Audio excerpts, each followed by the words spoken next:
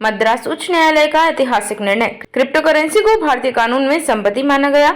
मद्रास उच्च न्यायालय ने शनिवार 25 अक्टूबर 2025 को एक ऐतिहासिक निर्णय में क्रिप्टो करेंसी को भारतीय कानून के तहत संपत्ति के रूप में मान्यता दी है। यह निर्णय भारतीय न्यायिक प्रणाली में डिजिटल संपत्तियों के अधिकार, सुरक्षा और न्यायिक संरक्षण की दिशा में महत्वपूर्ण कदम है। न्यायालय का निर्णय न्यायमूर्ति एन आनंद वेंकटेश ने अपने आदेश में कहा, क्रिप्टो करेंसी न तो भौतिक संपत्ति है और न ही कानूनी मुद्रा, लेकिन इसमें संपत्ति के सभी गुण मौजूद हैं।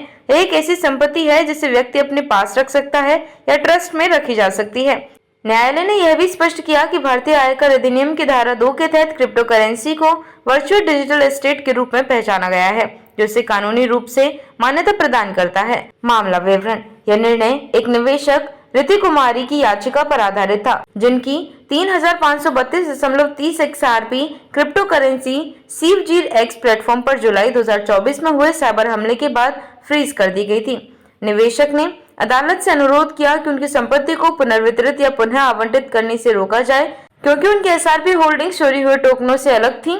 वहीं WZIR-X की भारतीय ऑपरेटर कंपनी जनमाई लैब्स ने दावा किया कि असली मालिकाना हक सिंगापुर की ZIPT Ltd के पास है, जिसने हैक के बाद पुनर्गठन की प्रक्रिया शुरू की है। कंपनी ने बताया कि सिंगापुर उच्च न्यायालय द्वारा मंजूर योजना के तहत सभी यूजर्स को नुकसान प्रो राटा आधार पर साझा करना होगा। हालांकि न्यायालय ने माना कि भारतीय निवेशक का लेन देन भारत से हुआ था और इसलिए मद्रास उच्च न्यायालय को अधिकार क्षेत्र प्राप्त है।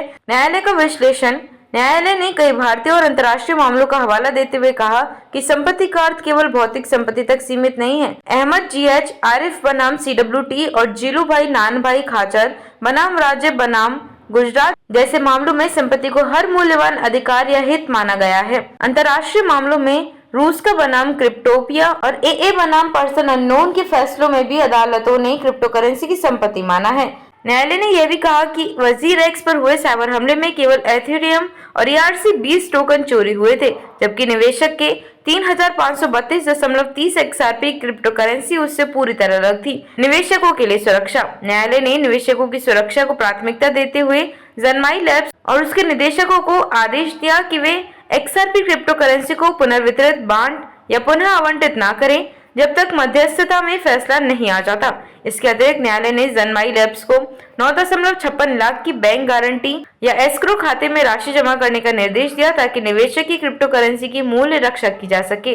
निष्कर्ष। मद्रास उच्च न्यायालय का यह निर्णय क्रिप्टो करेंसी को भारतीय कानून में संपत्ति के रूप में मान्यता प्रदान करता है, जिससे डिजिटल संपत्तियों के अधिकार, सुरक्षा और न्यायिक संरक्षण की दिशा में महत्वपूर्ण कदम उठाया गया है। यह निर्णय निवेशकों के लिए एक मजबूत कानूनी सुरक्षा कवच प्रदान करता है और क्रिप्टो करेंसी के क्षेत्र में न्यायिक संरक्षण की आवश्यकता को रेखांकित करता है।